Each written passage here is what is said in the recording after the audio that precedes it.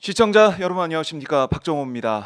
어제 하루 동안 진행됐던 국회 법사위 오마이TV를 통해서 여러분께 생중계로 보내드렸는데요. 어떻게 보셨습니까? 제보자 강혜경 씨의 발언 한마디 한마디 정말 충격적인 그런 내용이었습니다. 김건희 여사가 김영선 전 의원 공천에 관여했다라는 의혹이 짙어지고 있고, 또 강혜경 씨가 얘기했던 명태균 씨가 어떻게 김건희 여사와 가까워졌는지, 그 사이에 주술이 있었는지, 여러 가지 참 국민들이 이해할 수 없는 상황들이 벌어지고 있습니다. 그리고 윤석열 대통령과 한동훈 대표의 어제 만남, 결국 또 빈손 회동이었다, 이런 분석이 쏟아지고 있는데요. 자, 어제 있었던 일들, 또 오늘 펼쳐질 일들, 박종현 스팟에서 하나하나 짚어드리도록 하겠습니다. 자, 첫 순서 먼저 손병관 기자와 함께 뉴스를 잠깐 살펴보죠. 손 기자 안녕하십니까? 네, 손명건 기자입니다. 네, 어제 강혜경 씨가 국회 이제 법사위에 나와가지고 여러 가지 이제 증언을 또 했습니다. 우리가 이미 알고 있는 녹취 내용도 어제 얘기가 됐지만은, 결국 핵심 본질은 김건희 여사가 김영선 전 의원 공천에 영향을 줬다. 김건희 여사의 작품이다. 이런 얘기, 이게 좀 눈에 띄는데요. 어떻게 뉴스가 나오고 있습니까? 음, 과거에 이제 그 명태균 씨의 녹취 파일을 공개를 하면서 네. 그 얘기를 했는데 어제 국감에서는 이제 좀 더 구체적인 얘기를 하긴 했습니다. 음. 그러면서 이 김영선 그 김건희 여사가 줬는데 네. 자기가 알고 있기로는 이제 이준석 대표와 어. 윤상현 공관위원장이 힘을 합쳐가지고 지역을 전략공천 지역으로 만들었기 때문에 네. 예, 가능했다. 김영선이 공천을 받을 수 있었다 이렇게 얘기를 했거든요. 어. 그러니까 지금 보면은 김건희 여사 얘기도 나오고 공천을 줬다라고 했는데, 등장하는 인물이 이준석 당시 당 대표, 그리고 당의 이제 윤상현 공천관리위원장, 다 이제 이름이 또 등장하고 있는 거예요. 예, 뭐 그 처음에 얘기 나왔을 때도 네. 이준석, 윤상현 양쪽이 다 그거에 대해서 자기들 입장을 얘기를 했고 오늘 음. 제가 기사에 반영 못했는데 아침에 이준석 의원이 페이스북에다 글을 올린 걸 제가 또 봤어요. 뭐라고 했습니까? 일단은 저렇게 얘기를 하죠. 네. 그러니까 5월 10일 날 이제 발표를 했는데 음. 공관위 구성은 8일 전에 했거든요. 네. 근데 여기 해명은 안 나오는데 그때 아마 그 박완수 의원이 의원직을 사퇴했기 때문에 보궐선거가 이루어졌는데 음. 박완수 의원이 의원직 사퇴를 한 게 4월 26일이에요. 네. 그러니까 한 6일 상관에 공관위를 꾸리고 어. 그로부터 이게 한 8일 안에 그 공천자를 발표를 했는데 예. 특히나 이제 공관위 구성부터 공천자 발표까지 한 8일 사이에 음. 경선 같은 거를 그렇게 해가지고 그렇게 어떤 공정한 절차에 따라서 후보자를 선출하는 게 물리적으로 불가능하기 때문에 아. 자기들로서는 이제 단수 공천을 좀 이길 만한 사람을 가지고 급하게 이제 단수 공천을 할 수밖에 없었다는 그렇게 음. 설명을 하고 있습니다. 그래서 전략적으로 할 수밖에 없었던 그런 이유들을 이준석 의원이 또 설명을 했는데, 자, 어제 이제 강혜경 씨의 주장에 따르면은 김건희 여사의 작품이 이번 이제 공천으로 나타났다. 그리고 그 또 한 가지가 미공표, 그러니까 이 미공개 여론조사 관련된 내용 아니겠습니까? 조작이 예. 들어갔다라는 식으로 강혜경 씨가 어제 증언을 했어요. 일단은 지금 쟁점이 되는 것들이 이제 공천 개입이랑 네. 그 여론조사 조작인데 음. 저는 사실 어제 보면서 네. 강혜경 씨가 이를테면 김건희 육성이라든가 이런 것들을 이제 들고 있지는 않더라고요. 명태균 씨와의 그래가지고 이제 대화죠. 네. 예, 그래서 제가 어제 본 느낌으로는 이제 음. 두 가지 의혹 모두 네. 어떤 명태균 씨에 대한 어떤 수사 결과라든가 이런 것들에 따라서 진전되는 게 나오지 않을까 하는 그런 생각을 하거든요. 음. 특히나 이제 단수 공천 부분 같은 경우는 네. 저는 이렇게 본 게 이게 어떻게 보면은 좀 음. 우리 정당의 좀 약간 오래된 패습입니다. 음음. 무슨 말이냐면은 네.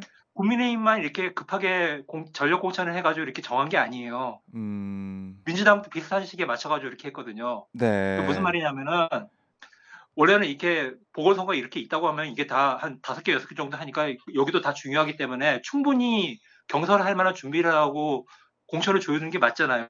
네. 근데 이게 아마 어떻게 보면은 20세기의 정당에서 정당이 굉장히 당 지도부가 강한 힘을 가지고 공천권을 행사할 때 어떤 그때 배치된 정당법을 가지고 선거를 치르다 보니까 경선 같은 것도 제대로 하지 않고 이런 식으로 어떤 단순 음. 공천을 해가지고 지도부라든가 외부의 어떤 입김에 따라 가지고 할 음. 수 있는 그런 여지가 만들어진다는 거죠. 아하. 사실 정황을 보면은 예. 저는 사실 윤상현과 이준석의 해명을 보면서 네. 그래 뭐 김영선을 붙여가지고 이제 당선된 건 맞는데 네. 왜 하필 김영선을 단수 공천을 음. 줬느냐는 의문을 해소한 건 아니거든요. 그렇죠. 사실은 예, 이 경기도 이제 고향에서 다선을 했었고 당연히 국민들이 볼 때는 계속 그 지역에 있겠거니 했는데 물론 뭐 창원에 내려가서 그 지역 출마도 준비해 왔긴 했지만 김영선 의원이 당시 단송청 받았다는 것 때문에 여의도의 뭐 이 정가도 그렇고 기자들도 술렁술렁했던 그 기억이 있습니다.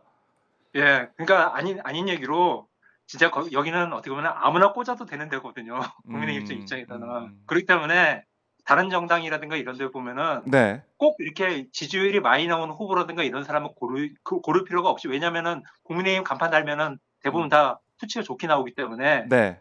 그렇기 때문에 그런 지역은 더더욱 그런 거에 음. 가리지 않고 좀 뭐라고 해야 되나 미래를 위해 가지고 좀 키워야 될 인재라든가 네. 이런 사람들을 공천을 하거든요. 뭐 아하. 예를 들어 가지고 지난 총선 때 기억하면은 강남 같은 경우는 진짜 사람들이 잘 모르는 분들 그런 분들 정치권에서 모르시는 분들이 공천돼 네. 가지고 다 당선됐잖아요. 음.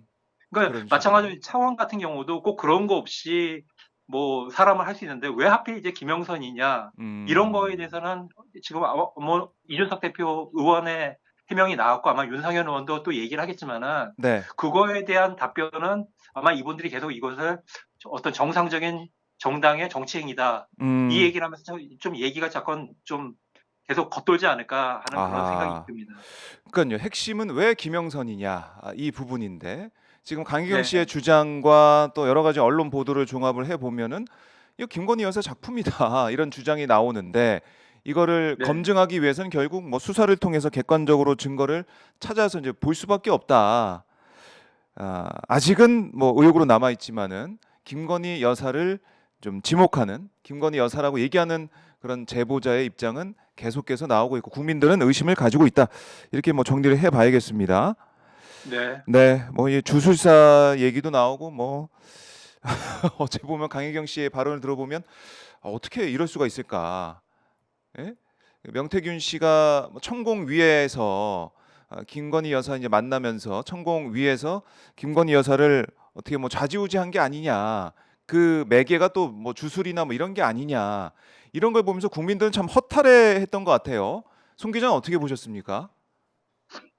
뭐 참 정치판에 참 여러 네. 참 다양한 분들이 오시는데 어, 이런 게 좀 어떻게 보면 적나라하게 드러난다는 것도 음, 약간 좀 경악스럽기도 했고요. 네. 뭐 이런 부분은 사실 뭐 어디까지 책임을 져야 될지 모르는데 이런 사람을 데려다 쓰고 그런 것에 대한 어떤 뭐 음, 정치적인 비난이라든가 이런 것들은 또 져야 될 부분은 또 져야겠죠. 네. 어제 뭐 이 명태균 씨와 거래했다라는 정치인 명단 27명이 공개가 되기도 했는데 물론 뭐 당사자들은 다 이제 부인하고 여러 가지 입장을 내고 있습니다만 이 파장도 계속 있을 것 같고 저희가 지켜보도록 하겠습니다. 그리고 사실 오늘 조간들을 쭉 보면은 윤한회동 윤석열 한동훈 대표 만남에 대해서 일면 톱으로 많이 좀 꼽았더라고요, 그렇죠? 네. 근데 보면 맹탕, 뭐 빈손 이런 단어들이 거의 다 쓰였습니다. 그러니까 네. 이 윤석열 한동훈 두 사람의 만남이 전국의 분수령이 될 거다 이런 관측을 그동안 언론이 내놨었는데 뚜껑을 열어봤더니 뭐 예상도 됐지만은 빈손회동, 맹탕으로 끝난 회동이다. 이렇게 좀 마무리가 되는 것 같아요. 예. 사실 뭐 언론에서 다 다뤘고 네, 뭐 다 비슷비슷한 내용이라서 저는 뭐 기사로 쓰지는 않았는데 네 일면 뭐 그런 톱에. 결과가 나왔고 예. 그럼 이제 앞으로 어떻게 될 것이냐 이렇게 됐는데 네, 저는 그 직전에 이 한동훈 대표가 민주당 이재명 대표와의 양자회담을 수락하는 것들을 좀 주목해야 될 것 같아요. 그래요. 예. 어, 이거 자체가 어떻게 보면은 뭐 그날 제안한 거를 이제 한 3시간 만에 받아들인 거고 네. 이것이 어떻게 보면 회동을 앞두고 윤 대통령에게 주는 시그널일 수 있는 거거든요. 그러니까 이 공이 어디로 특검. 튈지 모르겠다는 어떤 그런 걸 보이는데 네. 대통령은 뭐 보시는 바와 같이 굉장히 좀 완고한 입장을 보였고 예. 그러면 이제 이 두 양당의 대표가 만나 가지고 어떤 그림을 만들어내는가 음. 이게 또 좀 정치권에 또 다음 진전에 어떤 영향을 줄 것 같습니다. 아하. 이제 키는 이재명, 한동훈 두 사람의 회동에 지금 놓여 있다. 두 사람 회동에서 어떤 얘기가 나오느냐 이거 주목을 해봐야 된다. 그래요. 알겠습니다. 손 기자 오늘 말씀 잘 들었고요. 내일 다시 연결하겠습니다. 내일 뵙겠습니다. 네. 지금까지 손병관 오마이뉴스 기자와 함께 말씀을 나눠봤습니다.